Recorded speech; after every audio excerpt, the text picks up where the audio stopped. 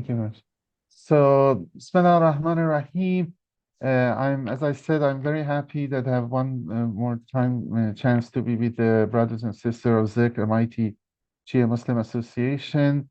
As Dr. Masalai said, this is the second lecture of a series of three lectures, which is general title of a discussion of the story of Dhu al-Qarnayn in the Quran.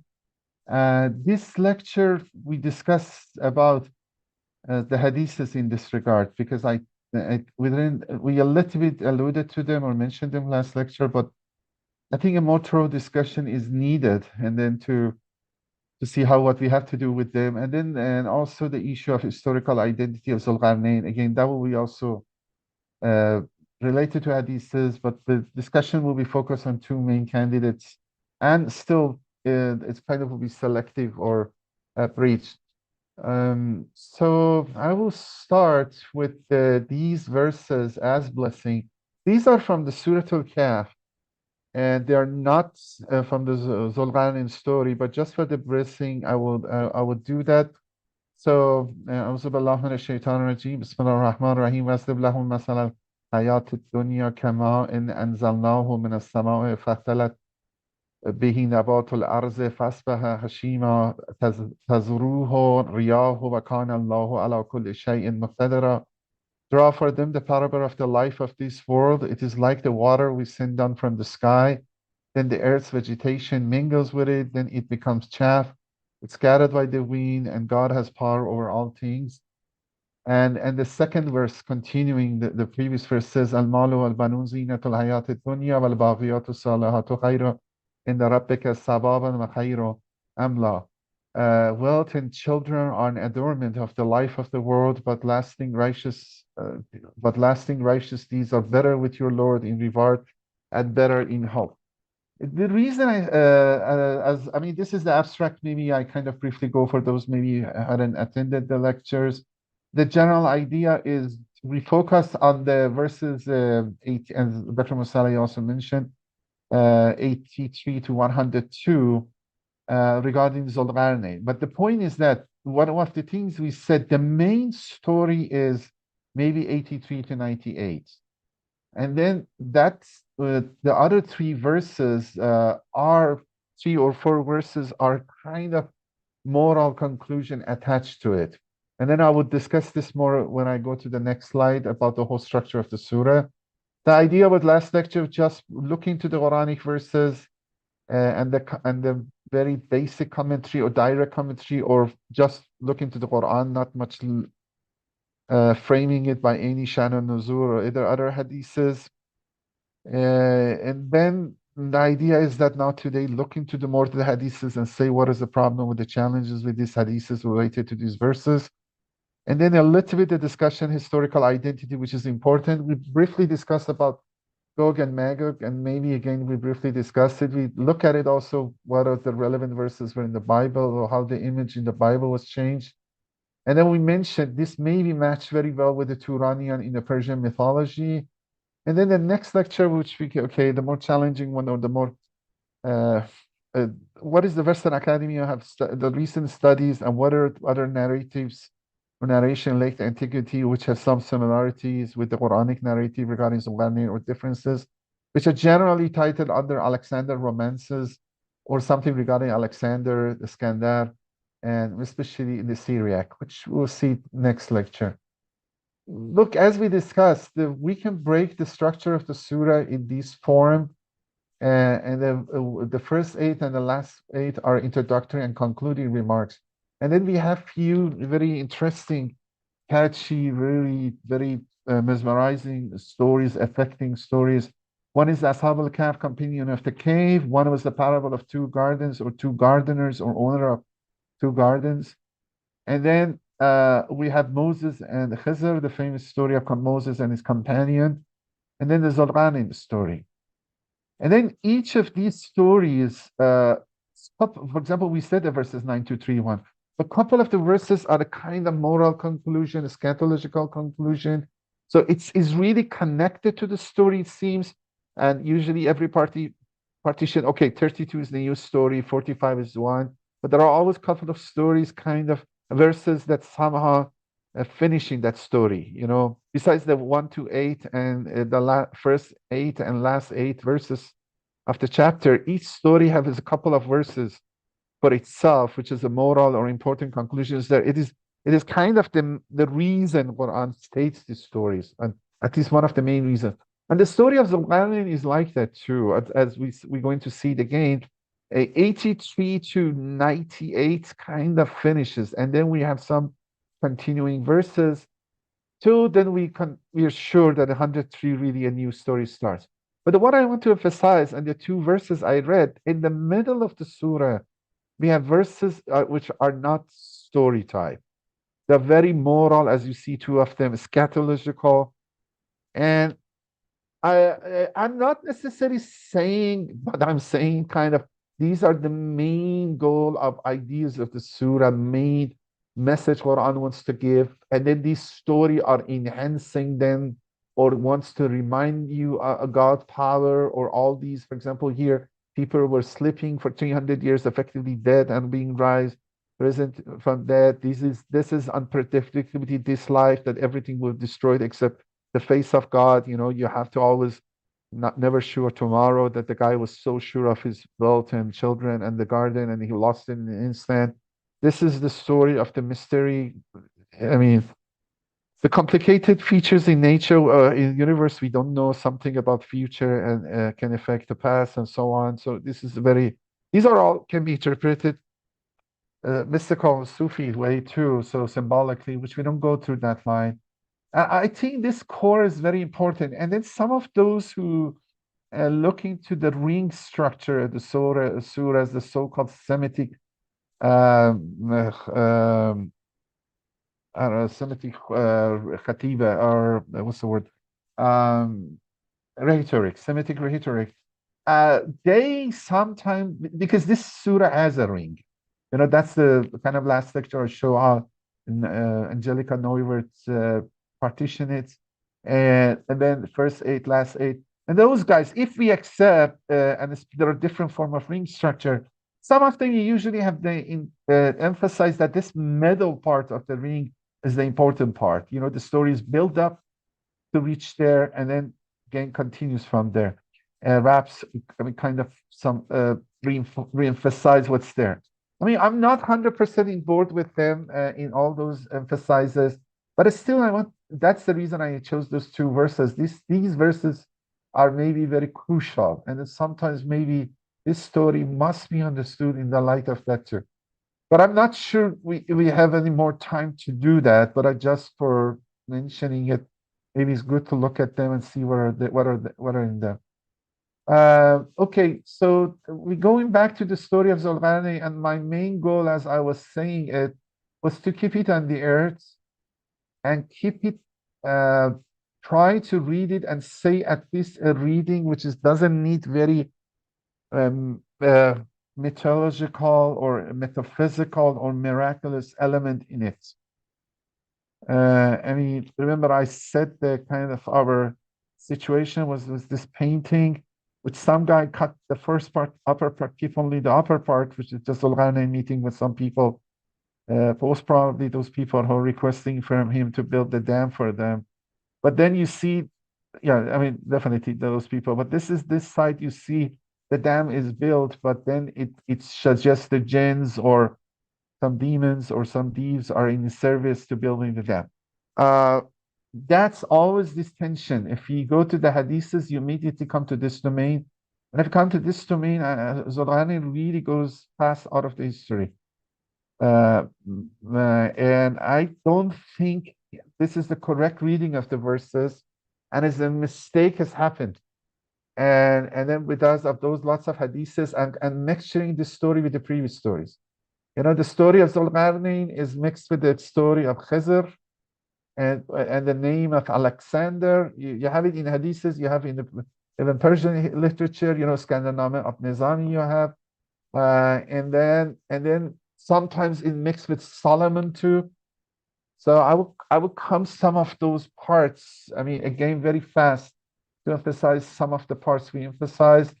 First, this Yas'alunika. Again, we have Sha'n al-Nuzul, but I'm not sure all the 3 questions they people have put the Shan and Nuzul, asking Prophet were done at the same time. If you check this surah, is only this one story says yes, alunaka.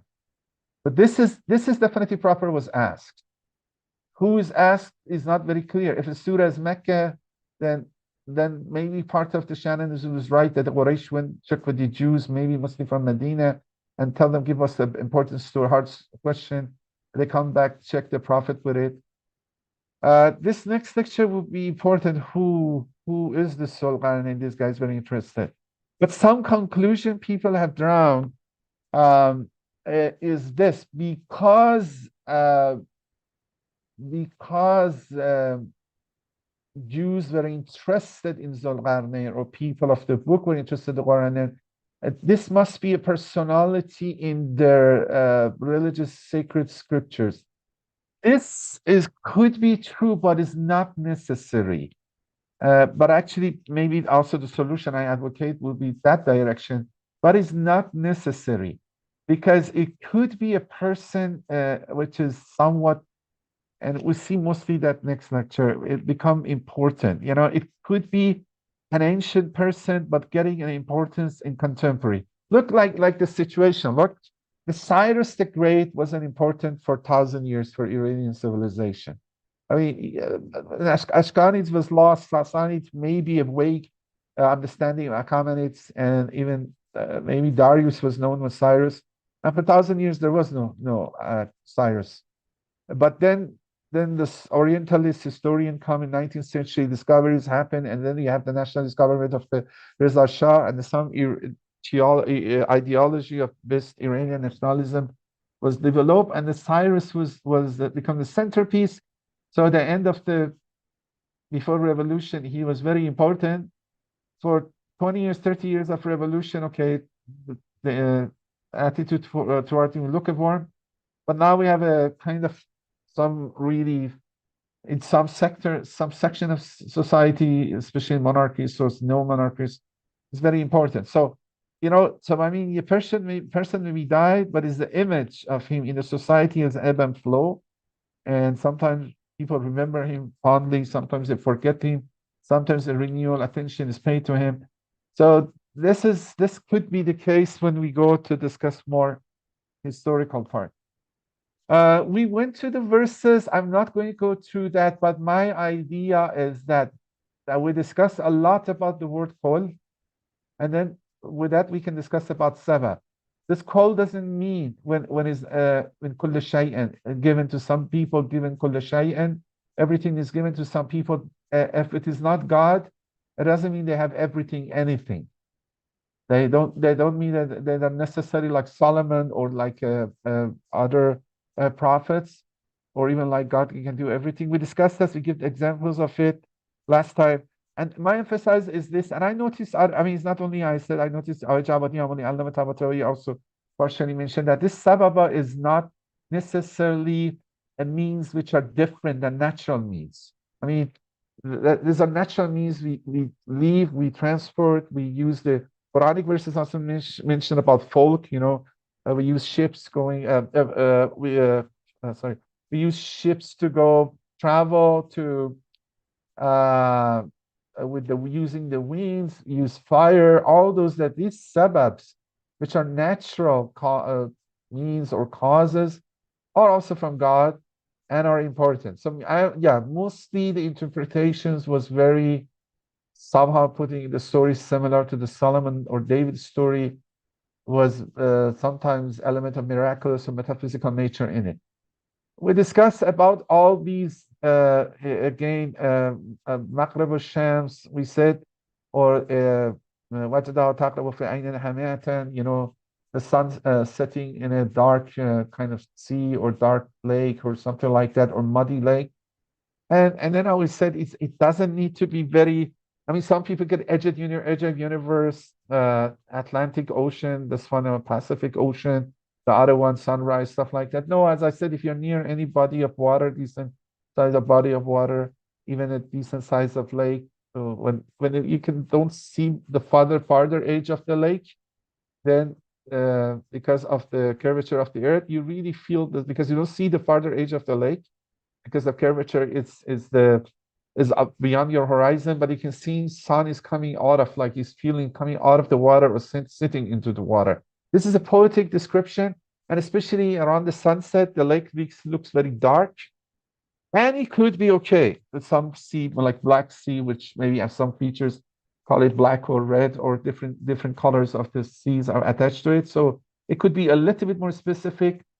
And then so we saw all those stuff too. I'm not going, maybe not going through that much. And then although we are going to summarize this one more time. Again, Matlaw Shams, again, this doesn't necessarily could be, again, as I said, personally, you can experience it. You go to any East Coast city, you can easily go near the ocean and see something come up. Going to the Michigan, even there are two lakes, east and west.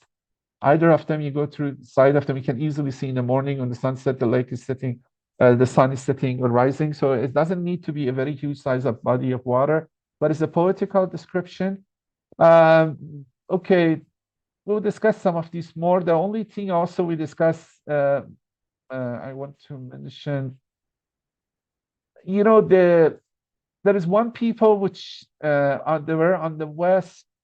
God give him an option. There is a discussion here. I mean, we discussed about whether he's a prophet or muhaddis or stuff like that. Maybe I don't want, let's avoiding time. Maybe we kind of review them again in the course of going through. So maybe I skip faster.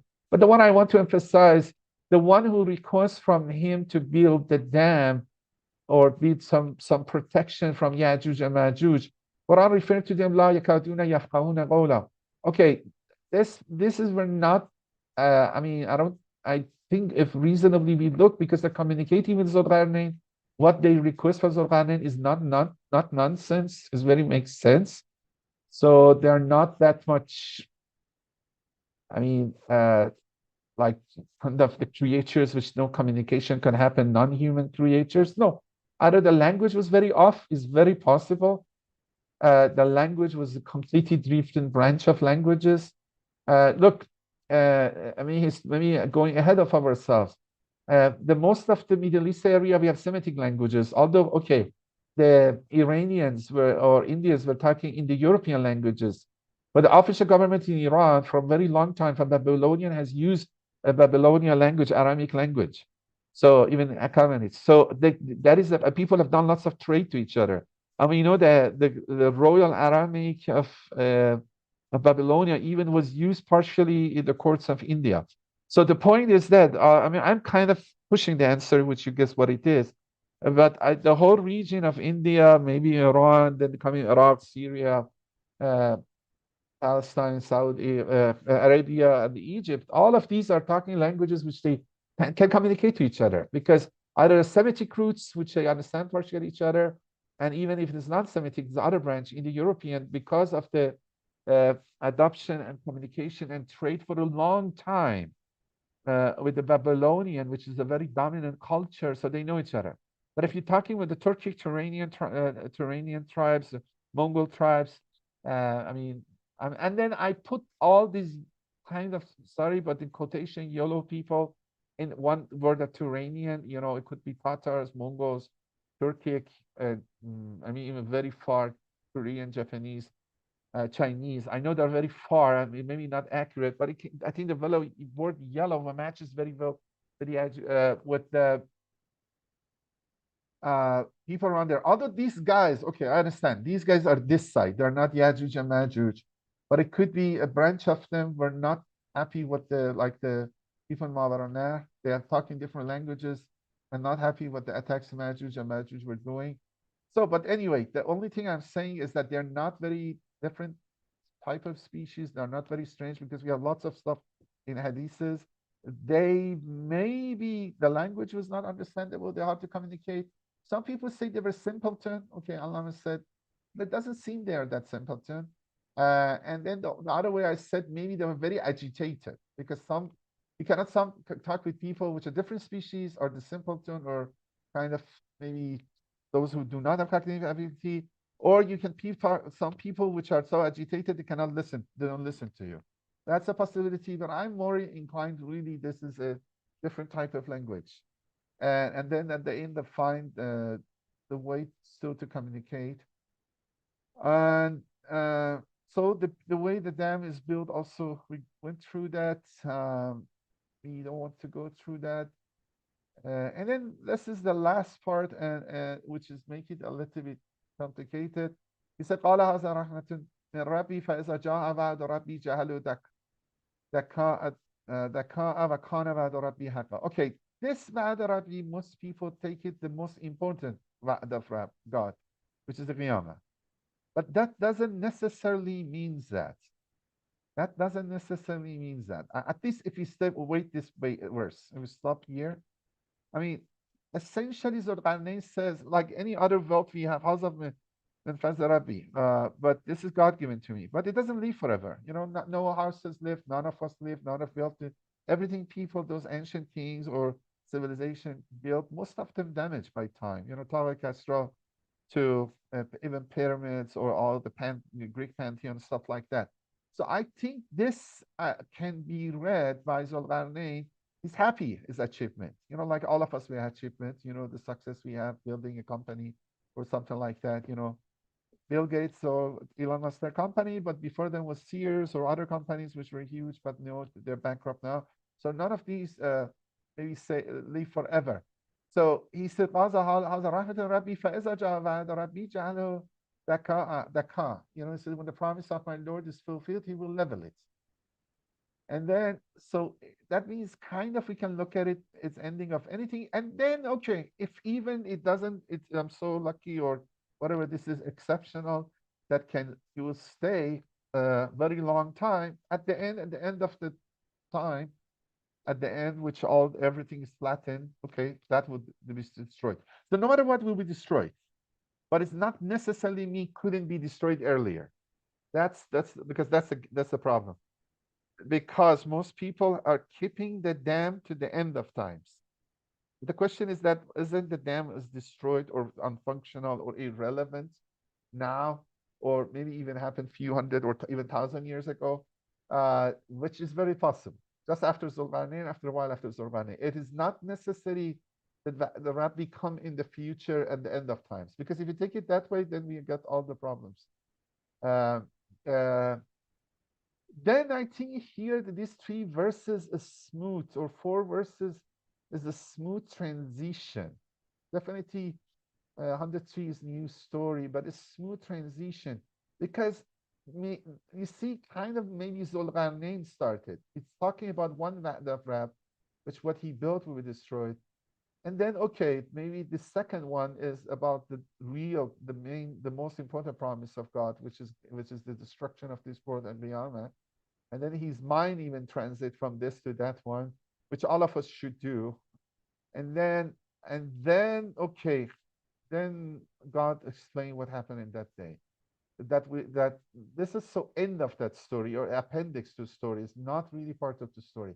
That day we shall let them search over one another, the trumpet will be blown, and we shall gather them all. That definitely this is end of times. This is really these verses are end of times. It's hard to interpret it. Nafakha sur is really end of times. And on that day we shall bring hell into view visibly for the faithless. So this is so you see, as a fast transition happens, no matter what you do, your Zulqarnain with that part, this will happen. So these 4 verses are appendix to the main story. And then said, those whose eyes were blind to my remembrance and who could not hear, you know, they will see if hell bring to them. You, the faithless, suppose that they have taken my servants for guardians in my stead. Indeed, we have prepared hell for the hospitality of the faithless. But remembering, all these stories are told to the Quraysh because God, still prophet is hopeful they will convert, challenging them, giving different stories to them to let them think. But then the thinking or saying the story is not just for the sake of his story or story, it is for reflecting on these verses. Okay, this was the kind of what we were there. I want to emphasize, I know this is hard, especially if somebody read hadiths or Shan and Nuzul and the other commentaries. What I said really sometimes maybe look alien. But look, the first one I want to emphasize, which look, F, you would say, okay, why Zulqarnain couldn't be like Solomon? What do you mean? Why he couldn't gens work for him? You know, what's wrong with that miniature? It's very good. Yeah, I mean, these jinns are working for Solomon. For the Zulqarnain. Zulqarnain is another one like Solomon, and he has this kind of power. Even if he's not a prophet, what's wrong with it? Khizr wasn't a prophet too. Yes, I agree. In general, I'm not against that principle, but I think this story doesn't have any clues of miraculousness, metaphysical features, different and ordinary and natural causes or means. Uh, so we can look at it here. Look, in the story of Solomon and David, we have very clear indication in the Quran, which is something is different. So I just used two verses. So we have, it says, so I read the English. For example, look, these are the verses from Surah al-Sabah, Surah 34, ayah 12 and 13. So, and for Solomon, we subjected the wind. So clearly wind is in control. Its morning course was a month's journey. So he traveled 1 month in a day, okay? And his evening course was a month journey. Again, coming back the 1 month journey, which typically people go with camel or foot with the wind, okay? We made a fount of molten copper flow for him, and we placed at his service some of the jinn who would work for him by the permission of his Lord. And if any of them swerved from our command, we would make him taste the punishment of the blaze. Here is very explicit. They built for him as many temples as he wished, and figures, basins like cisterns, cauldrons fixed in the ground, or, O house of David, act thankfully, a few of my servants are grateful. Okay, here is very explicit. But and people have read the verses of Zulqarnain in the light of these verses. And then they assume when he's taking a course in Sababa, uh, Fatba Sababa, okay, this is like the wind, so he must travel long distance. But nowhere in this verses it is anything indicate this is different means. This is like a regular army, regular king with entourage are traveling. He he's like all other regular kings. God give them power, and we discussed that. So, yeah, if you mix the stories, then what he traveled will be far edge of universe, wherever even it is. So there is no limit. He can go to, I mean, American continent before his discovery, anywhere. So um, this I don't agree, but I'm happy also. I Jawadi Amali also mentioned, and I love it mentioned too. The second verse again, look for regarding David. Wasper ala ma yaqulun. Okay, let me read the English. These are the verses of 18 is what we focus on, but 17, 18, 19, and 20 from the Surah 38. Be patient over what they say. This is to the Prophet, and remember our servant David, the man of strength. Indeed, he was a penitent soul. He disposed the mountains to glorify God with him at evening and down. So this is something unique. Mountains are really talk to him. And then you see the words mountain in this one and the molten copper. All of these are the words which kind of remind the story of Zulqarnain, because there was the two mountains. He built a dam between them. He melted the iron, copper, brass. So yeah, I mean, it's very natural. These verses are coupled. We dispose, but it's those is it's not logical coupling. It's or uh, linguistic coupling, or it's just mental psychological coupling. We dispose the mountains to glorify God with him at evening and dawn, and the birds as well, mustered in flocks, all echoing him in a chorus. We consolidated his kingdom and give him wisdom and conclusive speech. So, I mean, the point I'm saying, if I know people maybe want to go that line, and I will give you one reason why people don't want to go the line I've gone. They want to make Zulqarnain closer to David and Solomon. But then we hit very difficulties. As I said, there is no mountain or dam that people are trapped behind it, and the and I mean, people even have like Yasser Ghazi have gone to the way say, okay, maybe Yajuj and Majuj zombies, stuff like that. I mean, they want to fit the hadiths, everything, because they're thinking it in some very uh, metaphysical way. Anyway, uh, so this is important because besides the one I discussed about kol and then here about sabab, these are important. If we don't agree on this, then we'll be different. Uh, and as I said, regarding Yajuj and Majuj, there is an end of times element in it. The question is whether the dam has become Dhaka, as Dhul al-Qarnayn says, before already, which my assumption is, or will happen in the future, end of times. That makes a difference. And but even we assume that the dam is or the barrier is not functioning or is not irrelevant, or people have surpassed it. It functioned for the time was needed, but people now flying with their planes, they don't need climbing up above it or going big hole into it. Uh, but there is some element with Ya'juj and Ma'juj uh, in end of time, and this is the other words. A little bit make it complicated. Haramun ala ghariyatin ahlaknaha annahum la yarjun. If this verse wasn't there, I think we were very easier place to interpret everything. حتى إذا فتحت يأجوج ومأجوج وهم من كل حدب ينسلون. Uh, again, the verses again is another vaad here. واقترب الوعد الحق فإذا هي شاخصة أبصار الذين كفروا يا ويلنا قد كنا في غفلة من هذا بل كنا ظالمين. So, but there is a ban on any population which we have destroyed. They shall not return unto the Gog and Magog are let through the barrier. And the barrier is not there. And even it says, Hatta إذا فتحت يأجوج and Majuj. Look, the translator at the barrier. وهم من كل حدب ينسلون. I mean, means let loose. And they go, you find them everywhere. Okay, if this has happened before or will happen in future, most people are understanding it happen in future. But again, whether the people have returned to the destroyed the places God have destroyed, you know, because this is about Bariyat and God ahlaknaha, like Lut, Ad and Samud. I mean, in one sense, we can say this has happened. I mean, people are not living there, but are going over there I mean, what sense?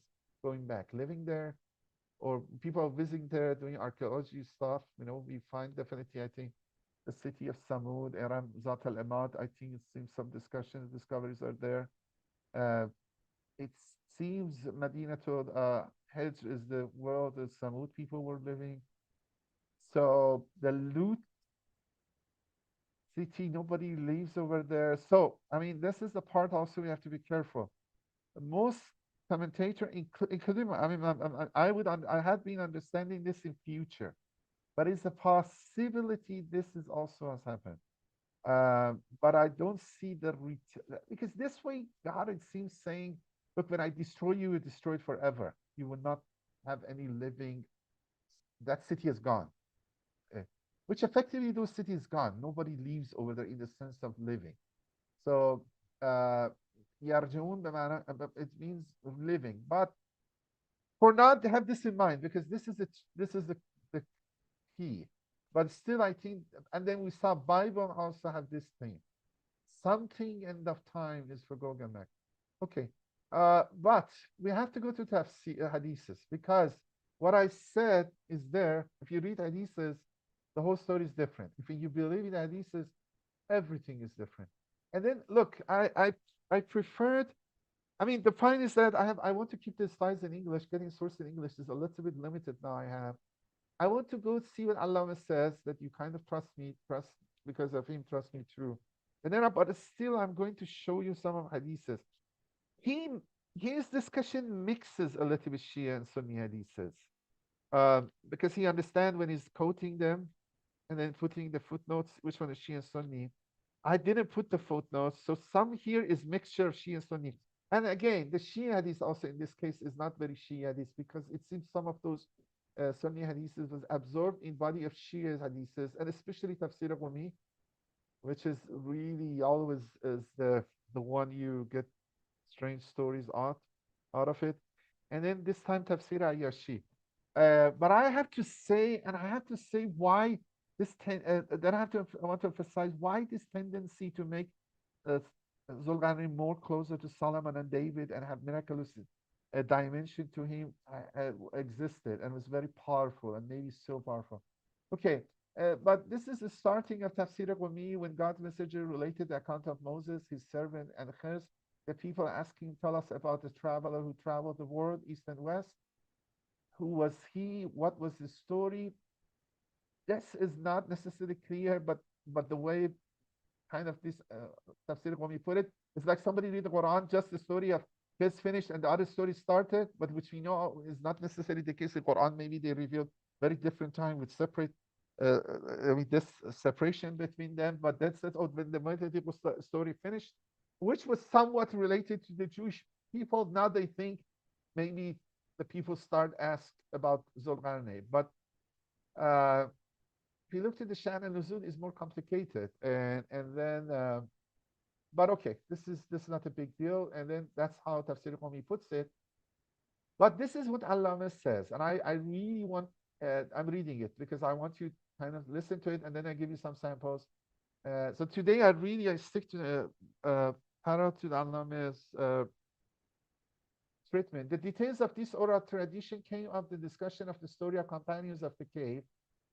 Uh, this hadith, which what was the reason uh, these stories were revealed, which is kind of said.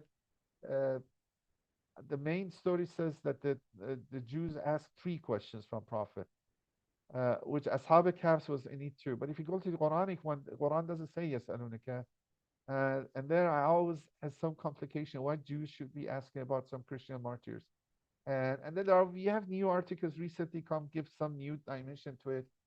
But I'm not sure about the channel Nuzul. I'm really thinking some guy has good idea. Maybe one of them is true, and then then gradually people thought all three stories are part of the same challenge to prophet.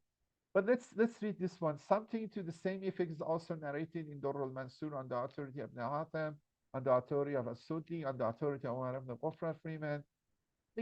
So he says this kind of why these stories were revealed, what happened with these stories were revealed to Prophet. There are some narrations. But look, this is the important part which I want you to care for. The reader should realize that there is amazing discrepancy, contradiction, incoherence in all the particulars of the story, in all the aspects of the oral tradition about the story of Zulkarnain. Narrated both by Shia and Sunni on the authority of the Prophet and by the Shia and authority of the people of the household, and similarly the saying narrated on the authority of the companions and successors and treated like sacred hadith by the Sunni. So we have narrations from ascribed to Prophet, ascribed to Imam Ali, Imam Sadiq, Imam Baqir, salam, and then also some of the companions of the Prophet, and which Sunnis kept them sacred. Furthermore, they contain odd things which the sound intellect shies away from. The mind thinks are impossible and which the real world refutes. And when you have a hadith, always people you can have good imagination and strong ways to try to interpret it and fit it or harmonize it. Um, from the mind things are impossible and which therefore refuse. A critical researcher would not stop if he compared them with each other and reflect on them that they are not free of interpolation, fabrication, astonishing exaggerations in the story description. The strange of them are those narrated on the authority of Jewish scholars who become Muslims. So some of them are like that, but these are coming in Shia books too, this type of hadith, which is Bahad ibn Munabbih al-Ahbar, or those stories within which are clues. Okay, these stories by Bahad ibn Munabbih al-Ahbar went to the Sunni ones, or which you can see there's some of them odd, or those stories within which are clues which give the impression that they're taken from them. So there are no help to us. But also here we didn't analyze specifically what are really the hadiths are from these guys. Because when we talk about Israeliyat, these guys are usually mentioned. This story of Qarnayn is not per se Israeliyat. Maybe, except we say Jews were interested in it, and the character was of interest to the Jews. Yeah, we can consider that, but it's because Dhul al-Qarnayn character, if is not Cyrus is not explicitly come in the Bible, so that we have to see. There is some even okay. This is another complication, but let's go forward. They have been narrated wholesale, numerous, and long as they are. Some are long, few pages. They're really like stories, like made up story, embellished stories, and artistic stories all out there. As we said, these are not surprising. We have even in roses, we have the even the Karbala. Gradually, his story changes when they go to the Rosat al-Shahada. It's very detailed narrative of the very kind of story form of what happened in the event of Karbala. We shall refer only briefly to some of the ways in which they differ and suffice ourselves with narrating what is most free of discrepancy, but even it is not the case. One of the differences between them over his personage, most of them that they say, look, differences on these levels. He was a human. Others say he was an angel from heaven whom God sent down to the earth and granted means of access to everything. These are really, I disagree. Al-Maghrizi says on the authority of Jahiz and so on, the Zulqarnain mother was human and father was angel. Okay, this goes really like the Greek mythology, that mixture of human being and divine beings and so on. Another of the differences over his characteristic. Most narrators say that he was a pious servant who loved God, so God loved him and advised him.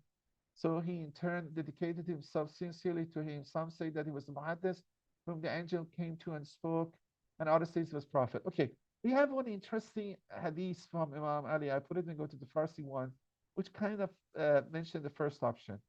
But you will see, we a little bit discussed but why people thought he's muhaddis, why people was prophet. I mean, with the verses of Quran, it's hard to reject the second and third option, but it seems really the first is more probable. Another of the differences is over his name. Some say that his name was Ayyash, some of us say Skandar, some say Marziyat ibn Marzban al-Yunani, the Greek of the progeny of Yunan, son of Yafis, son of Noah. Some say Mus'ab ibn Abdullah Qahtan, so it makes some make it Qahtani, some make the children of Noah. Sa'b ibn Zil-Marasi, some say is from Tabaq, the Qawm of Tabaq. Any name maybe they heard in the Quran or other places, they're vaguely familiar. I think some people guess something and mention it. Abu Bakr, say Abdullah ibn Zahaq ibn Mu'ayyid. Many other possible names are suggested. Okay. Uh, Allama went through many, many pages, also discussed this, which is the mixture of uh, Shia and Sunni hadiths. I prefer to go to Shia hadiths for now because I want to, because if I go mixture, and you say, okay, this is Sunni problem or so on. Um, and I want to be aware because part of my goal is to uh, generally bring some attention. Some of these books like Tafsir or something like that, we should be very cautious using them for commentary in Quran. And anyway, let me stop here and I open that one. So this part will be Farsi as from Tafsir al-Burhan, but I try to translate English. We don't go to all of it, it's 50 pages, and I try to be selective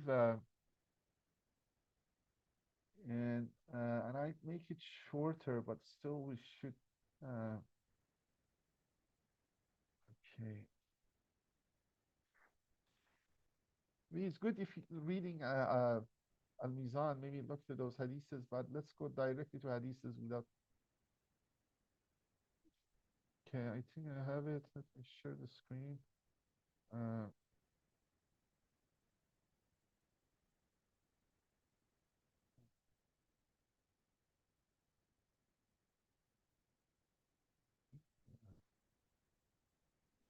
okay, look, these are the, look, interesting. The block is the same. Block is from 83 to 100, okay, 98, the main part of the story. Um, so the block, this is Tafsir Burhan, very Bahrani, the writer, is more Akhbari tendency, very, very solid Akhbari, maybe the most important, not important person historically, but intellectually. Okay, there is There is hadith, the first one, which is interesting and I think important. So it's found Ibn Babway, and then it goes to, they say it, Imam Ali was asked, I think Sunni has this one too, but this maybe have come from Sunni hadiths to us. Uh, so Imam Ali was on the pulpit, and Ibn Kawa, some person asked him, known person asked him, "Oh Amir al-Mu'mineen, was Dhul-Qarnayn a prophet or an angel? And tell me about his horns, or those Dhul-Qarnayn, the owner of two horns, whether they were from gold or from silver." Imam told him, no, he wasn't a prophet, he wasn't an angel, and his horns were not from gold and not from no, and not from silver, and not from gold, not from sin. So, but he was a servant of God, which he loved God, and then therefore God loves him. And then he was caring about God's commands, or only seeking the good of God, pleasure of God, and God was also good of him, wants good for him. Uh, so so this is so so he's the first option, as I said, between being a Saleh person, a Muhaddis person. Muhaddis means somebody God talked to him. He was a prophet and a prophet. So he wasn't a prophet, he wasn't necessarily Muhaddis, but he was a good, pious man, a Saleh man. Um, and then this part is interesting. Many hadiths repeated that. But I'm not sure they're getting it from each other. Even Allama one time mentions he cannot say this is mutawatir or certain. But this part, why the name is Al-Qarnayn? Because this is not what we kind of later on will see. This is hard historically to check anyway.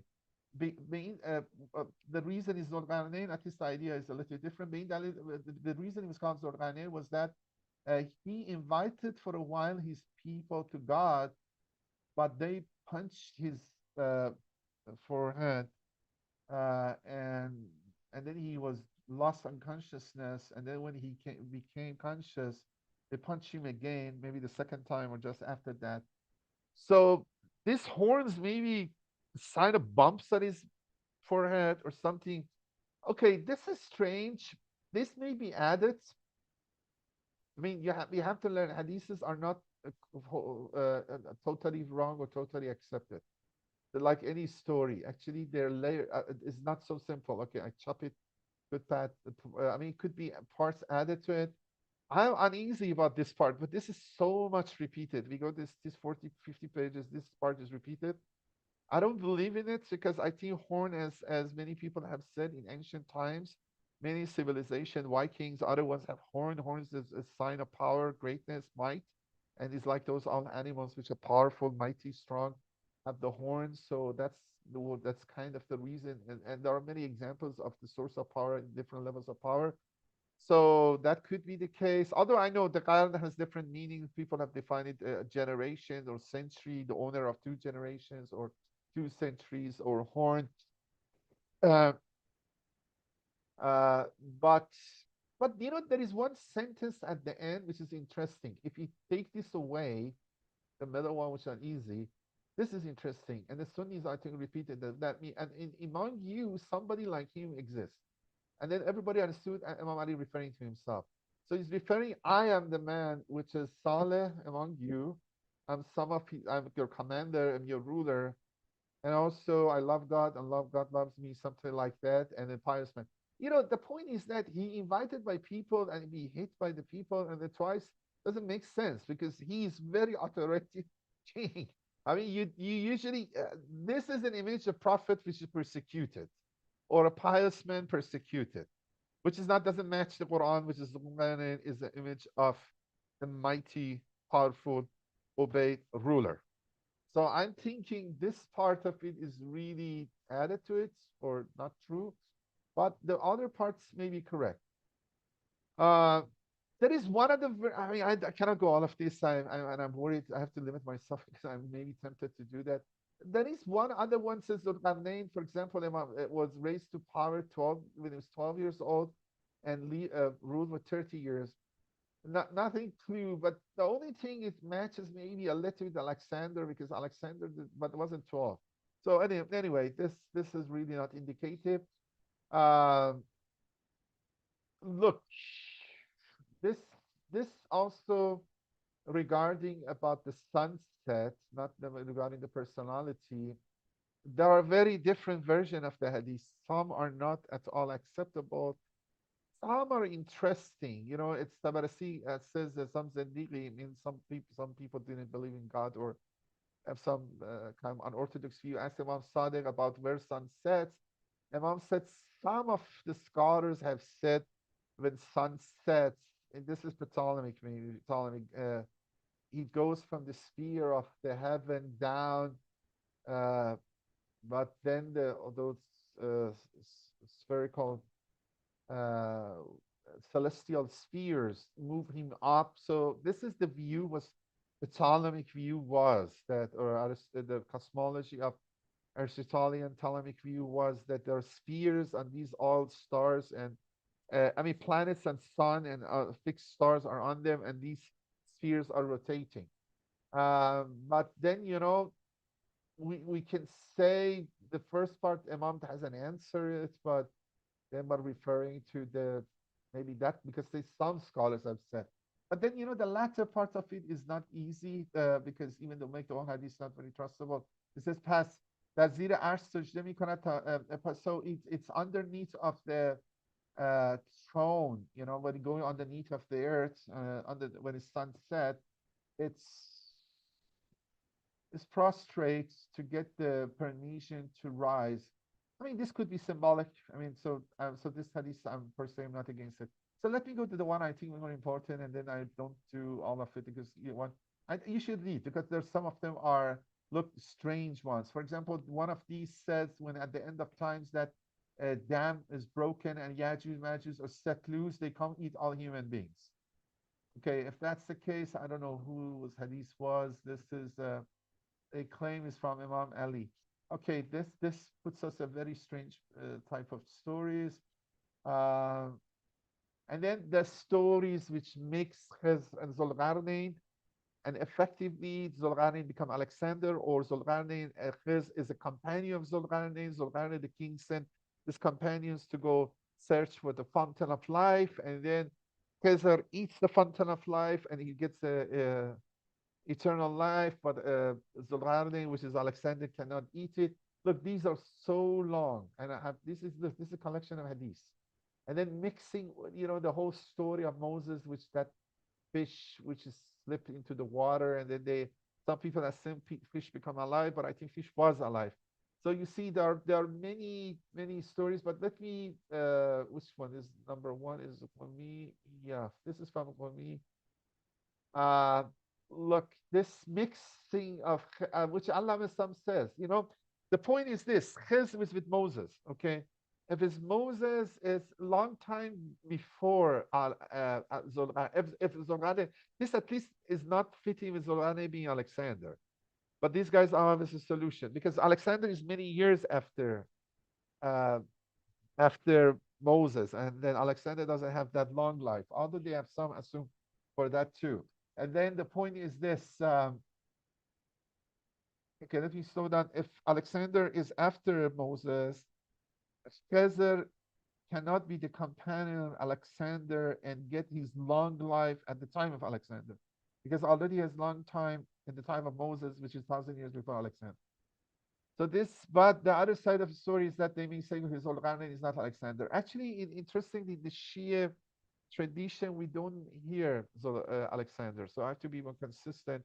So in this way, if we accept this kind of hadiths, which are very storied, very strange, and mixing two stories, some people put Zulqarnain before even Moses, because at least if you accept this story, the Khizr gets that eternal life, which even Quran never says he is eternal life per se. We know it's okay wandering around.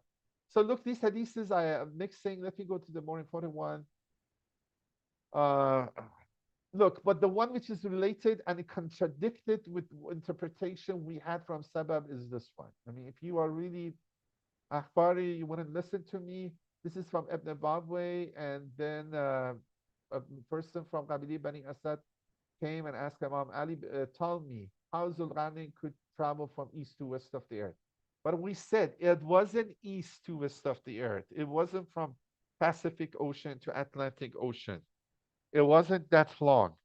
Imam Ali salam answered, okay, God conquered or secured or put in control the clouds, which is similar to maybe for the Solomon David, and prepared for him means or tools to, and also something about light.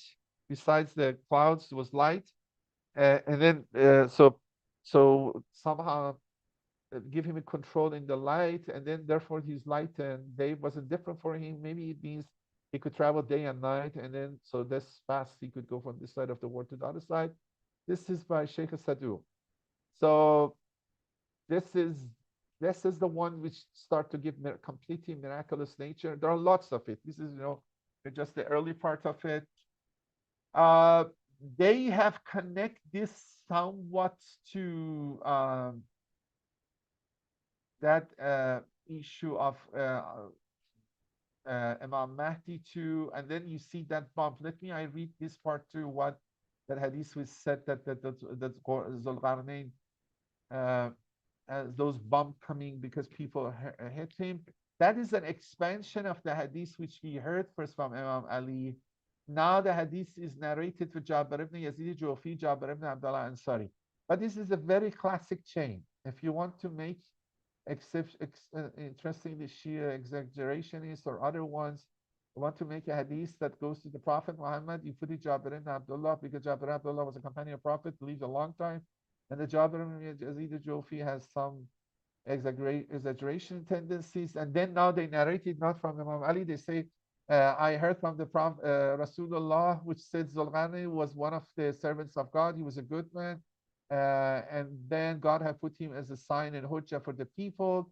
He invited people to the fearing God, minding God, to taqwa of God. But they punched him, hit him in his forehead. He was unconscious, that people thought he's dead. Nobody knows what happened to him. He become conscious. Again, people hit him. And then Imam Ali is, now this time a prophet says that among you somebody like him exists. Then God gives power, might to Zul-Qarnayn. Look, one reason Shia hadiths want to Zul-Qarnayn have this kind of features because the similarity to the Imams. Look, here is to Imam Ali similarity similar, and somehow there are aspects. Look, for arguing Imama, I agree that the story of Khizr, the one companion Moses, is a strong one because he has a kind of knowledge even Moses didn't have. Is not the typical knowledge. So usually when Shias argue, and I did it myself too, to those who doesn't believe in Shias, and we refer to him, look, such a person is Quran said exists. He has that kind of knowledge. So this kind of knowledge Imams can have. And the other one is the one which is a companion of Solomon, the one who bring the throne of Belqis or a queen of Sheba from Yemen to somewhere in Palestine in a just eye blinking. Okay, he had some kind of power and only portion of knowledge of God. So we have two examples of some the ordinary people have this kind of abilities. The third one, and then when some hadiths explicitly mentioned, is Al-Qarnayn. So you have a three person, which if we look these features in them, then you can say, okay, Imams are personalities which has a type of these features.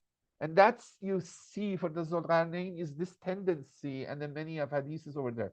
The other two stories I'm saying Quran is explicit and we accept it, but regarding Zul-Qarnayn is a historical figure, it seems. Quran is not saying anything, and any of these kind of assumptions make things very complicated in many different levels to interpretation. And then here you kind of clearly see that this is like the way people treated Imam Ali at the beginning of the Sarifa, hurt him, they took him to the mosque, and then they don't listen to him, they forsaken him, but then at the end God gives him the caliphate. And then here again about the miraculous nature of the Zul-Qarnayn, the argument is like this. They ask, did God give him all the means he needed? So here again is a maximal interpretation, كل شيء, which God gave it to him, كل سبب. And in this way, because of those means, he could travel from east to west. And then they added, God will implement this sunnah for the Imam Mahdi too. And when he comes back, he reappears, he will travel from east to west.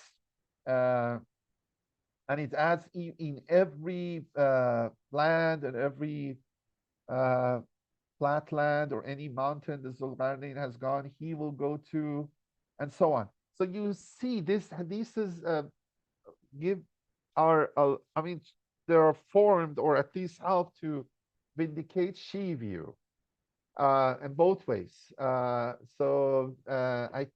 mean, okay, look, if I go object saying, please, they function like that. You don't, you believe the truth, they function like that. You don't believe the truth, you can see, okay, how may they come to existence.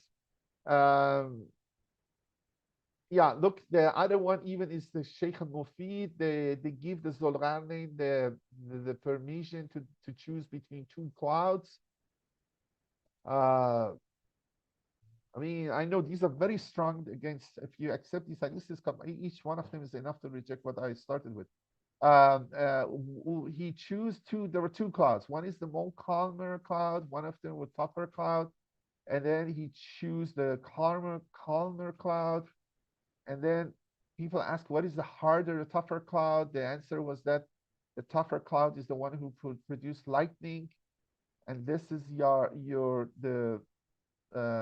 and then that cloud is for Imam Zaman. So what is the understanding is, remember we saw earlier hadith that said that Zulqarnain had clouds in his command, that the cloud can travel from east to west. The previous hadith we saw that the same power will be for the 12th Imam, and 12 Imam will also travel east to west. But it could be with aeroplanes, it could be terrace. Okay, I'm not against that. But then now is explaining there are two type of clouds. One will be in the control of Zulqarnain, and what was in the control of Zulqarnain, and the other one, which is harder, like the tougher horse, unrulier horse, which is the cloud, which is lightning, would be under the control of the 12th Imam.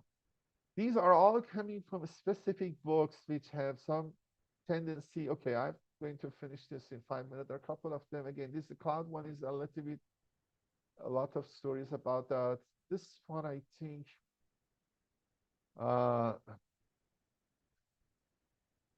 okay, this is the same hadith we saw, which I don't want to go through that.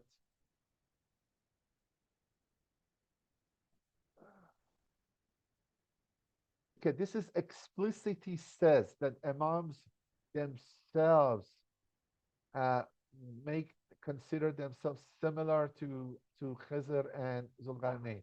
As Burayyid ibn Muawiyah is narrated, Burayyid ibn Muawiyah narrated that Imam Baqir and Imam Sadiq alayhi salam were asked, what is your status? Who in the ancient times, previous time, is closer to you? Or who from among the people of the past, you are closer to them? They replied to the Khizr and Zulqarnain. They were knowledgeable of not prophet. Look, I myself agree Khizr is there, but Zulqarnain I didn't. And again, this makes these hadiths are explicitly against. The point is that I'm dismissing them, but effectively it seems Allamah Tabatabai put them aside too. I think we need to go back what sources are. Look, for example, two. Tafsir Ayashi. So I have to look. This needs some more work. Who really narrate them, from which group they are? If you accept this, you have to go back and kind of what I said, what to bring down the whole project is not working. But I said there are other problems. So Qarnayn is not, it will not become a typical ruler. He has power which is Solomon or Khizr or on the same level.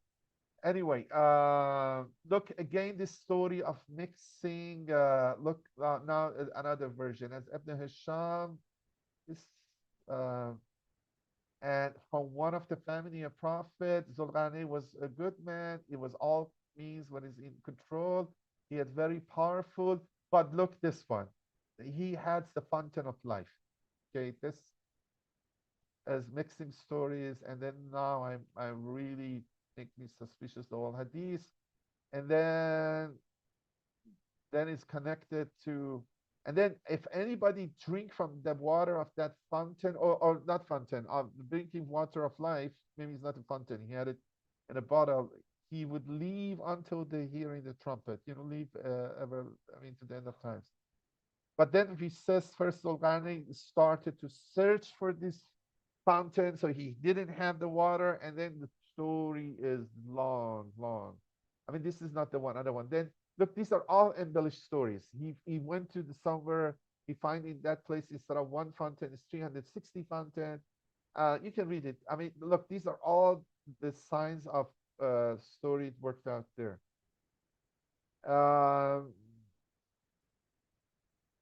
We have versions that when the people would bump to the head of Zulqarnain actually killed him, not make him unconscious. And then another version we have God made him alive after 100 years. Look, all these sources, I think some worked out there. Then in other versions, you see the start to become a little bit this one. Yeah, this is the same as these 25, which are all, it's very going to the very embellished story. When sometimes when Zulqarnain went to the west, when he be passing the village, he would roar like an angry lion, and then from the two horns of his head. This time you feel the horns are really on his head. It's not the bump, but it's not on the crown. And lightning will fire or so on. And then different versions. Okay, if we have, this is the long one. This 25 is very long one, which is very mythical. Even it's hard. They ascribe to Imam Ali says that Zulqarnain, when he reached that muddy lake where the sun is setting in it, then he noticed 70,000 angels are dragging the sun with the chains and plows into the water, and then from the other side they pull him out. I mean, this is literal, doesn't make sense, and then you always can symbolically interpret it, but I think this hadith doesn't make sense here. So okay, I think I want you to get the okay. Then there is another version of story, very embellished one. This, as you go to the pages, embellished one, that he had a friend which was an angel. The angel was Raqail. Is not fair. Raqail, right? I don't know what's Raphael. We have is Raphael. I don't know what is known name in the Hebrew Bible is, but or the English version, and that angel told him about the fountain of life. Zulqarnain says, I want to live forever because I want to worship God as the way God deserves it. And then Raphael said, don't worry. Raphael said, there's no worry. There's a fountain. There was a water of life is there. And then he helped him to find it. And then it's a very, very long story. You see, it's a full story, 5, 6, 7 pages more.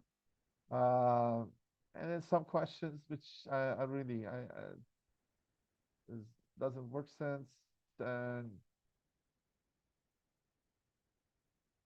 there is one hadith which is very short, as Abu Hamza Somali Mahad Baqir.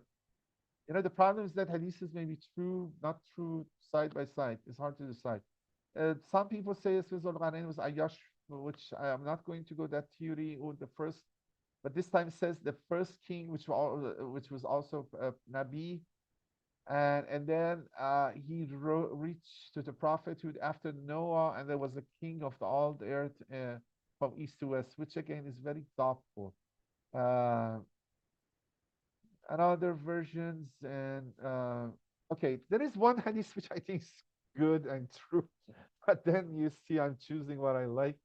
But this is interesting, as Abu Basir, as it's coming in again, Tafsir Ayashi, as Abu Basir, Imam Baqir alayhi salam narrated, that was also a big question for us. Nam naj Allahu min dunaha sitran kazalika. Imam said they didn't know how to build the house, which I think is a very important. I should be faster. This I think is important because I don't think they were naked. I really don't believe it. And I don't believe they were living in caves. It's possible, but even I really think they were mostly nomad. Although I know the version is a little bit uh, tense, you're somewhat protected from the sun. Okay, I understand, but maybe living the I don't know. But this is again, the people in the East was the complication regarding the people in the East. But this says they don't know how to build houses and matches some other ideas. Okay, let me see. Okay, this is the class of hadiths which is very, I mean, okay, related to the story. At least the hadiths explain the story, which typical of them you find in Sunni books too. But there are a couple of hadiths because we are looking at the Quran commentary, which is uniquely Shia and is not necessarily with Shia content, but it's ta'wili hadith. Till now, the hadiths were not ta'wili. I'm just telling, okay, who's al-Qarnayn is, which if it's true, I could use it. But ta'wil hadith is completely different from the appearance of the words. It's giving very different level of meaning. And one of them is this, that dam or which the barriers Sulaiman built, Imam Bagher has interpreted as taqiyya. So as job, this is different class of hadith, which is getting Shia hadith is a commentary is unique in that regard. I mean, how do you try to believe it or not believe it is a good fraction of it. Maybe it's under smileys or the symbolic interpretation of Christianity, or is true because this is many is important category and unique to Shia or Shian tendency ones. So از جابر امام باقر علیه السلام روایت شده اجعل بینکم بینهم ردما مقصود تقیه as means تقیه.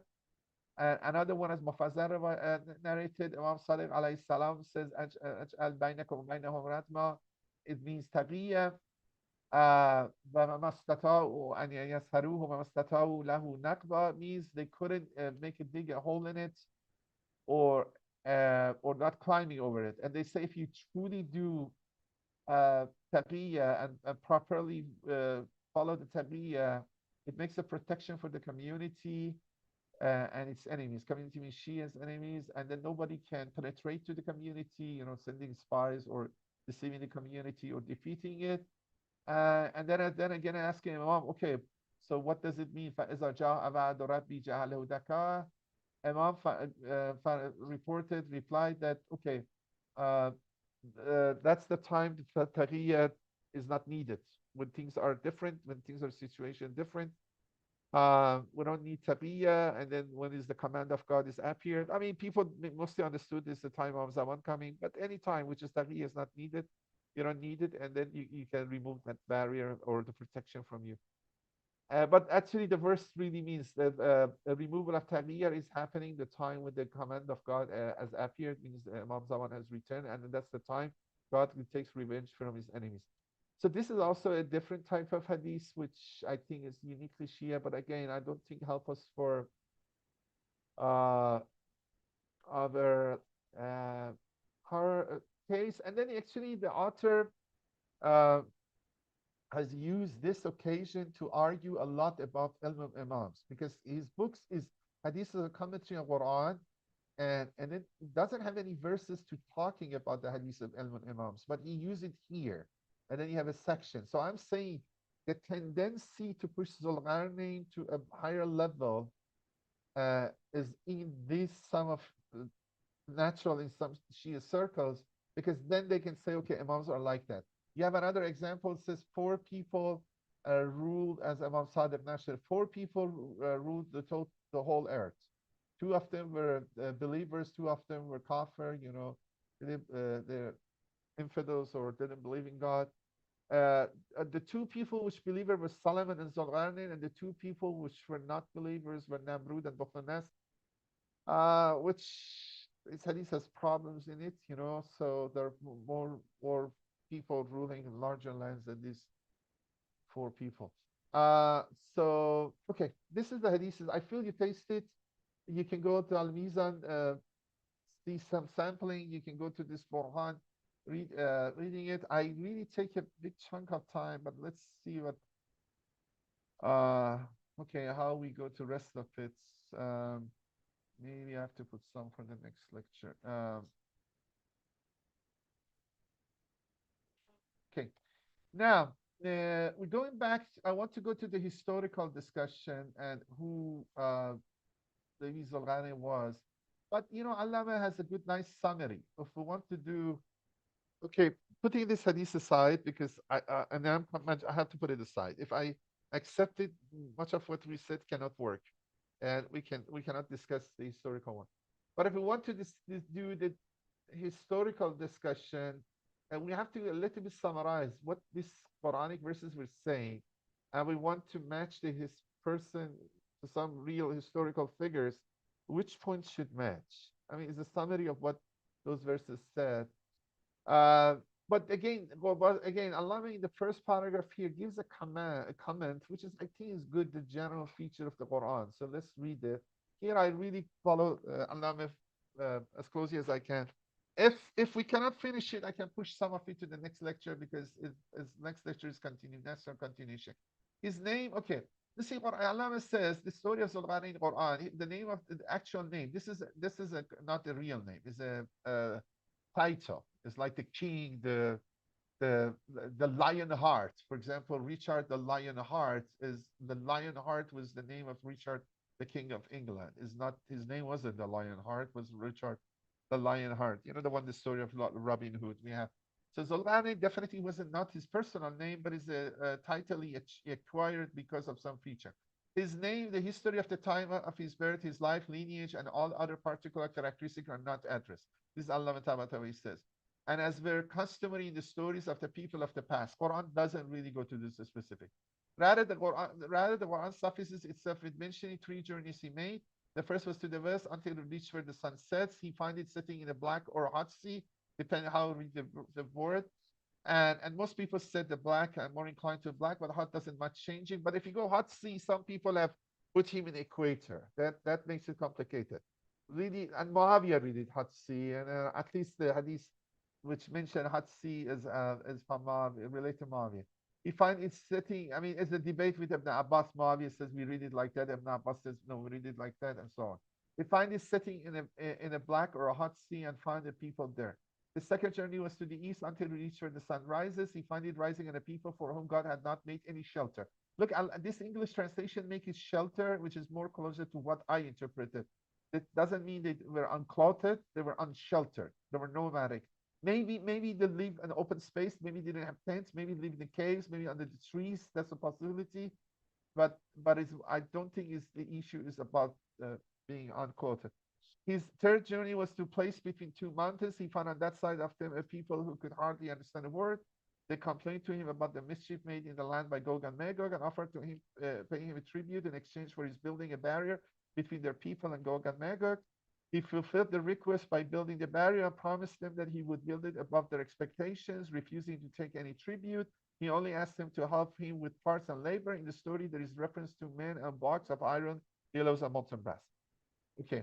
The particulars of fundamental aspects which can be understood from the story are first, the person in the story was called Zulqarnain before the story, the Quran was revealed, and indeed, even in his lifetime, and is clear from the context. Yeah, this is not the name Quran gives, because there are cases Quran use a name which is a little bit hard to find historically what is it. For example, Imran, the name for the father of Hazrat Maryam is a little bit different when the Bible used, and actually doesn't mean Bible is the correct one. Maybe so that's another story. But this is the name. It seems and I agree with it, but the detail of argument is put aside. This is a name Quran used. This is a name people know him by this name because asking Quran, people asking Prophet about him, and it seems is the name he was called at his own time, because the verses are the way people calling him. The Quran narrates a dialogue in some of these verses, and he's called 3 times Zulqarnain. So this is the name Zulqarnain, and so we have to somehow solve what is this title means.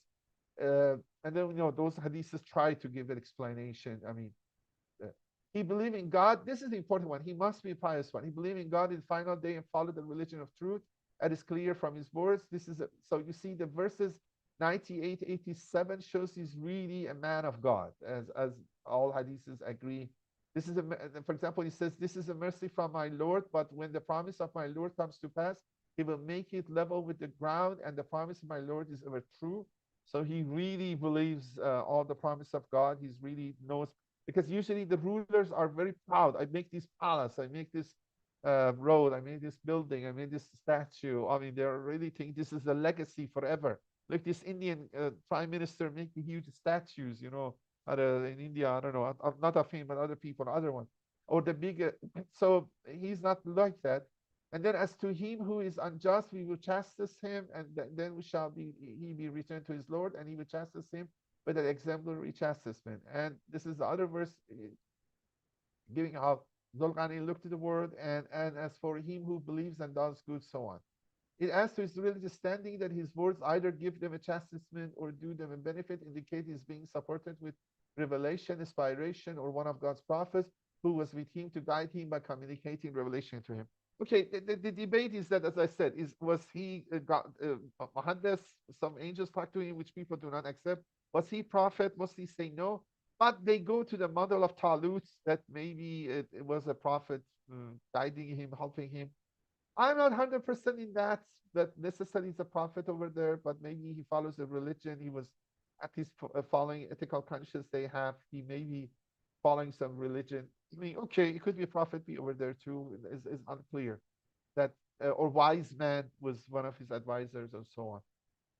So this is his two features: the name, the feature, moral, religious belief, and believing one God, the final day. These two are very important. The third feature is that he's one of those for whom God has brought together all the good of this world and hereafter. But as the good for this world, it was the mighty kingdom which took him from where the sun sets to where it rises. It is not the unnatural or metaphysical means, but it's the big kingdom that at this sun sets and sun rises in it. Okay, as I said, it does not need to be necessarily too big, but it is big. Okay, at least must be, it is big because he must be a known important figure in history when they ask about him from prophet. Nothing stood up to him, and all means of access were at his disposal. Is a mighty ruler, and this is gift of God. Beginning, if a good king is being a good king, is a good prayer. At least the Quran in this form says, "رَبَّنَا هَبْ لَنَا مِنْ أَزْوَاجِنَا وَذُرِّيَّتِنَا قُرَّةَ أَعْيُنٍ وَاجْعَلْنَا لِلْمُتَّقِينَ إِمَامًا." So you pray to be Imam of Muttaqin. So if you're good king, being Imam of people is not per se bad. You pray to be that. So it's a big, big gift to you if you become a good president, good king. As for the good of hereafter, it was universal administration of justice, establishment of truth, forgiveness, pardon, gentleness, self-respect, spreading good, and keeping evil at bay. This is all evidenced by his words. Surely we established him in the land and granted him means of access everything. This is the word of God. Verse 84, chapter 18. So you see this, Allah never goes to those metaphysical aspects, commanding air, wind, or something like that. It is a mighty human earthly king, but good king, godly king. As well as what can be inferred from the context is physical and spiritual superiority. Fourth, he came upon a nation of evildoers in the west to punish them. Yeah, the Western ones were not very good, but how evildoers? Maybe they were not orcs. They don't eat the children or stuff like that, but they could be bandits, the lawlessness, like all nomadic tribes or stuff like that. So he must produce order. They attacked, they ransacked the neighboring places. The fortified barrier which he built was neither where the sun sets nor where it rises, because after he reached where the sun rises, he followed another course until he reached a place between two mountains. So this third place was the middle place, which I agree. One of the features of his fortified barrier, in addition to not being in the west or the east, was that it was between two mountains, like walls. He filled the space with two mountain sides and used blocks of iron, molten brass to build it. It had to have been a mountain pass, which was the link between the two of the populated world edges. There must be a narrow pass. You block it. Like nowadays, even we have, in Afghanistan, there is a famous one. In Iran, we have some of it. They're very, you block the entrance. Like Panjshir Valley, for example, has something like the entrance. The block is hard to get to the valley. So now, the first, okay, who are the candidates? The two main ones are Alexander, and we discuss more next lecture why Alexander. It happens in the west of the Islamic world, most Sunni world, mostly, now it's not Sunni Shi'i, but most of west of Islamic world, the preference was Alexander. That's we have to look a little more what the reason is. I think there were stories narrated over that they're familiar with it. The stories were not exactly historical Alexander, but the image made of Alexander maybe after 2000 of 1500 years, 1200 years. Uh, I think they were familiar with some of the stories before coming to Islam, and they saw similarity with the Zul al-Qarnayn. You see it is there. Even, Ibn Hisham with Sirah Ibn Hisham, which is the edition of the Sirah Ibn Sa'd, this Sirah prophet. We look, he mentions blind, just mentioned Zulqarnain is Ibn is the scander, and everybody accepts it. In many Sunni commentaries there. So and then Western scholarship also, because they're more inclined to be Alexander. They know Alexander, their family is a hero. This actually destroyed their rival East. So they really gladly jump at the back and oh, it's Alexander, it's Alexander. Okay. Uh, I was going to go look. We will see. At least we have time to investigate the parts regarding Alexander. Maybe the Cyrus part I'll put for the next lecture. But briefly, look, Alexander was from Macedonia, the same way Cyrus from Pars and Medes. They combined them. But from Macedonia, his father was a king, and then he succeeded his father Philip II to the throne about 330 BC when he was 20 years old. He did lots of campaigns. We are familiar. He conquered much of the known world. For a while, he was a student of Aristotle when he was the age of 16. That's attracted him to Muslim people, scholars too, because he was a student of Aristotle, and Aristotle was the scholar, the sage, the non-prophetic wise man, bigger than Lokman or something like that. And Alexander was a student. Makes Alexander historical softened and beautified that to be accepted as a candidate for Zulqarnain, which is hardly for us, especially for Iranians, very hardly. We don't like him the same way we don't like Genghis. But even it's not that we don't like them. History doesn't indicate they're good candidate for Zulqarnain. Uh, okay, so look, I want to show you Alexander starts here and then not only conquered here and then conquered all of these. So, and then we know even to the Caspian Sea, because the records his soldiers really drink and taste from Caspian Sea, and they say is less salty. It's not sweet water, but it's less like Michigan lakes, but it's less salty. The other really the seas which are open to the oceans. Yeah, I mean, for some sense, he's the one has traveled the most of all those ancient guys we know. So if you really want to go very far to the east, to the west, stuff like that, Alexander would be a good candidate. I mean, everybody is rejecting Alexander. Allama rejected, and nowadays everybody rejecting Alexander except some Western scholars because of another thing we discussed next lecture. But because this map is good, and I'm going to show another map too, and maybe we don't have time. I could put it for the next lecture, but let me give it the surprise out. My opinion is this. I'm more inclined to Cyrus. You kind of guess it, and we're going there. But I'm thinking what are the trips are from the Cyrus. I'm really thinking the trips are somewhere here, exactly. And then at that Western Sea is a couple of times I said is the Black Sea, which the sunset in it is big enough and already is called black. I mean, even as I said, even regular lakes in the sunset can look blacky, reddish in sun because the low horizon, the water is grazingly red. But this Black Sea already is called Black Sea comparing to this Red Sea and Mediterranean, which is more whitish. And then we have talks about some nomadic tribe, unruly tribe like Ukrainians, which this Ukrainian, other one, da Darius. I have to read carefully, but Darius was engaging here with them. So this, I think, is the western part, sunsetting. Sun rising could be around here. Even Khorasan traditionally was called the sun rising, and I'm thinking is this lake, but around here, this flatland, long land around here we know, and then the dam which is historically around here. This people have said Okay, that I think go next lecture, but because this map was better than the other maps, I will show it to you next if we have for the Cyrus. I give up some of the surprise, but I'm thinking if looking to this part, yeah, matches at least this is I think is a good candidate, matches the Cyrus very well, and then we have some stories which I would discuss when I go to Cyrus, but I have the map. I decided to say it. But look, at least let's refute the al-Qarnayn. I think this good. Alexander, and then we stop. We put the Cyrus and the other stuff next lecture. Look, this is Allah's reading, so maybe I first go through that, but there are other arguments can come after it too. It says that Zulqarnain was Alexander of Macedon. This is the most popularly ascribed opinion. Alexander barrier has become idiomatic. So even the Arabic culture or the Western Islamic land, this Alexander barrier is accepted. Even Persian literature, we have Scandinavia, all of those matching Alexander with the Zulqarnain. Some oral tradition attests to it. I didn't see it in Shia ones, but the Sunni ones, it seems are there. For example, the one in Ghorbal Asnad on the authority of Musab ibn Ja'far, an oral tradition on the authority of Amir, on the authority of the Prophet, and Mahab ibn Manaba oral tradition, both of which are narrated at Dur al-Mansur. Dur al-Mansur has this kind of things in it.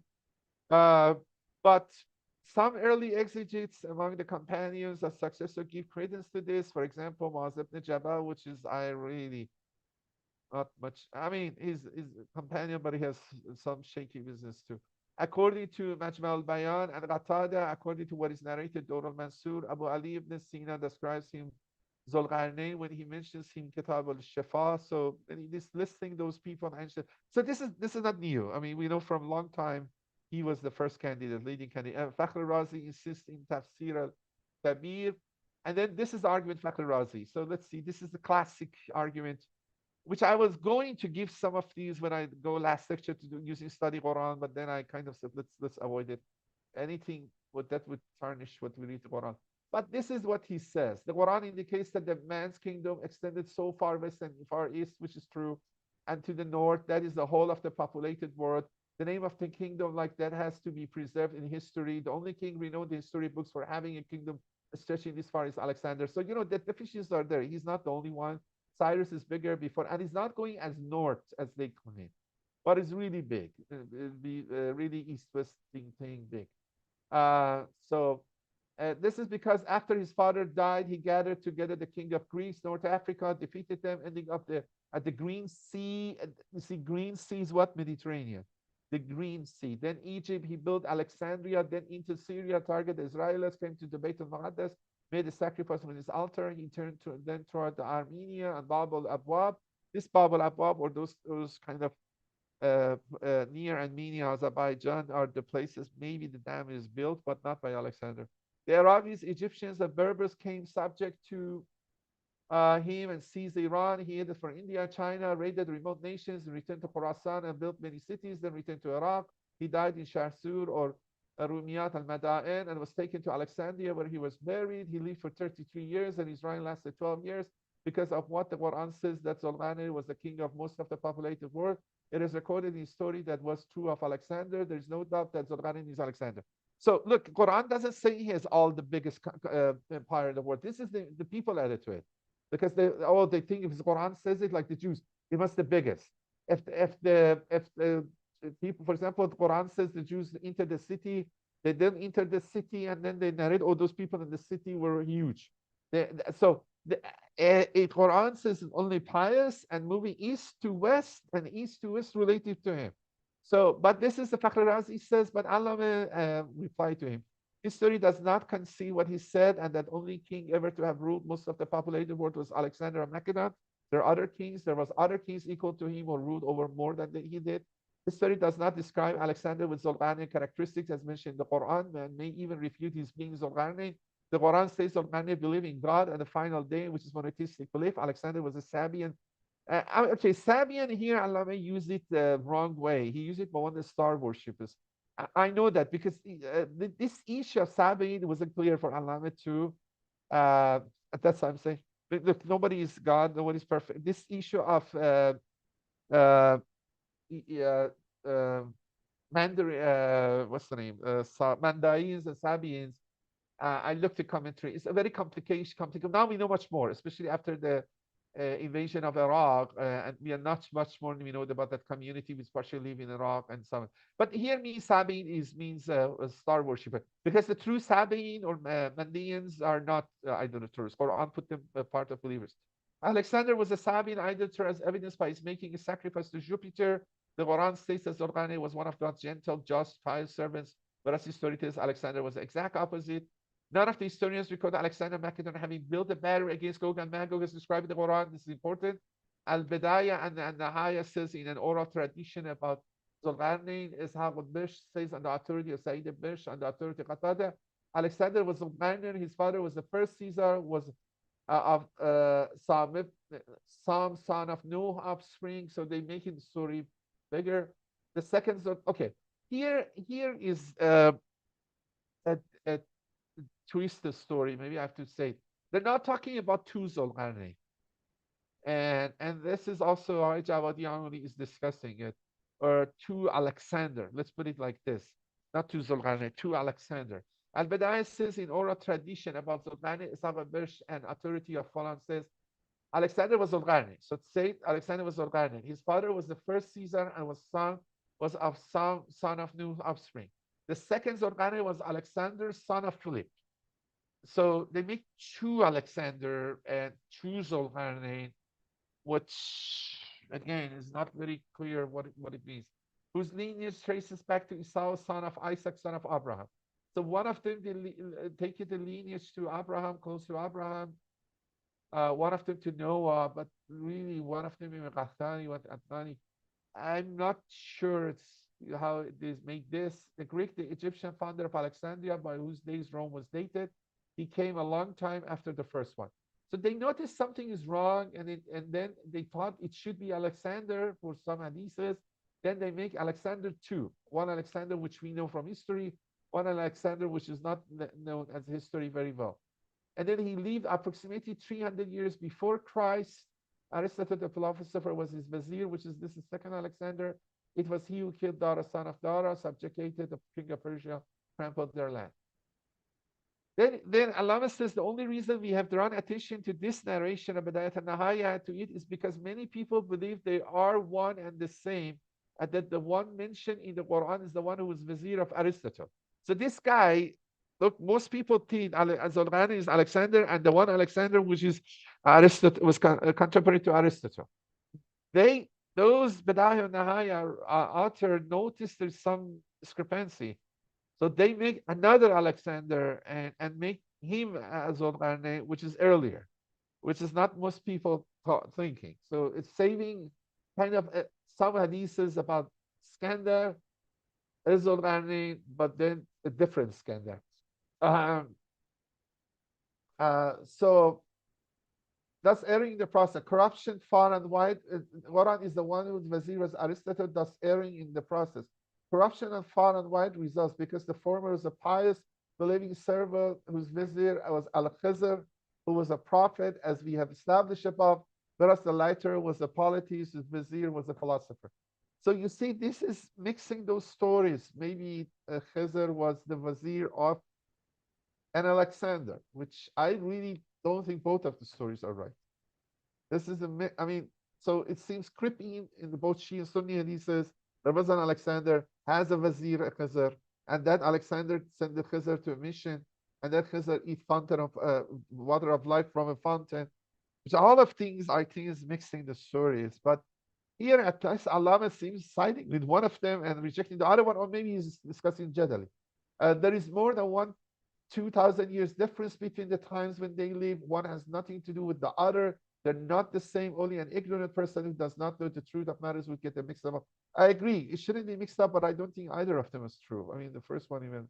But anyway, Imam Razi and what he said above are insinuated in the above quote. However, if the reader were to scrutinize closely what Imam Razi said as quoted and then compare it with what Ibn Kathir said, he would discover that Ibn Kathir errors is no less than Imam Razi because there is no trace in story of any king over 2,300 years before Christ who was king of the world from far west to the far east and to the north, who built the barrier, who was a pious believer or even prophet, whose vizier was Al-Khizr, who entered the darkness seeking the water of life, and his name was Alexander or anything else. These This entering into darkness and sinking water of life are among those hadiths which Burhan has it. Some of the 6, 7 pages. I didn't read it. It was really story. Like all those mythical story, the bunch of army went over there. They in the darkness of the jungle, they communicate by throwing stones, which is a splash of light. I mean, maybe you have to read it. I think both stories are not doesn't make sense. And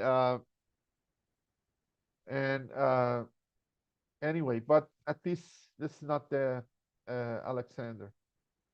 Um, okay, now I will stop in the Cyrus, but I will discuss it more detail. Look, the only thing I was saying, look, this is the map of, I mean, coming give off of the what I have to say next lecture. But for those who maybe not coming or at least mention, look, this is the map of the dark green is the Empire of Cyrus. And the lighter green is the addition of the Darius. Look, exactly the parts I said he went. He went as effectively as okay, he didn't go to Egypt, but he went to the west, which you can clearly see Mediterranean over here. The sun sets, and either in this sea or in this sea, which I was inclined more in this sea. And then he comes to the east, which is enough, either in Aral Sea, which is now other dry, or somewhere around here, to see sun rising. And then you maybe have people in the nomadic steppes of the Central Asia. And then you see that's exactly look the area which the barrier may be built. Cavalry attacks by Scythians. This map is something else. Look, cavalry attacks by steppe nomads. Look, this guy does make this map completely irrelevant about the Zul'Qarnayn story. This is Cyrus story. Some guy make it. So look, there were attacks. This is the eastern guys, steppe nomads. This is again, there are some problems here with the Scythians. Although how Scythians we can call it Gog and Magog, stuff like that, this could be a question. Whether the dam is, I was more inclined to be here, but that we have to see. But there is a story. I stop here. There is, you see, Ecbatana was the capital of Medes. There is a story before that Cyrus become the power here and there. For a while, some of these nomads come down from here and capture Ecbatana. For 30 years they rule. That's a very strange story, but Herodot has it. So this is the Medes empire or ruler near Hamadan. This is the Persian ones. Then they were united.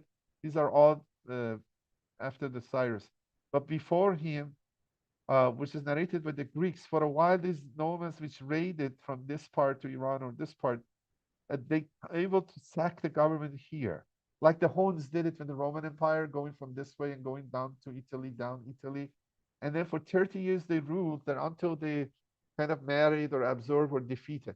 So the wariness of Turanian, which Iranians always had the attack from here was there, and it's possibly the barrier was built here. So my leading candidate is Cyrus, and then we will see. I'll now discuss a few other people, but I'll stop here. But Cyrus could be Zul'Qarnayn. We list it. And I think give me more time to be more critical too, because like any theory, there are questions about it, but I think it's the most plausible. And then one adding it to that, one of the sentences here, which Allamah says, the ancient times. Some people have now proposing Gilgamesh, which is very ancient. It's just after flood of Noah. But I really have two objections to it.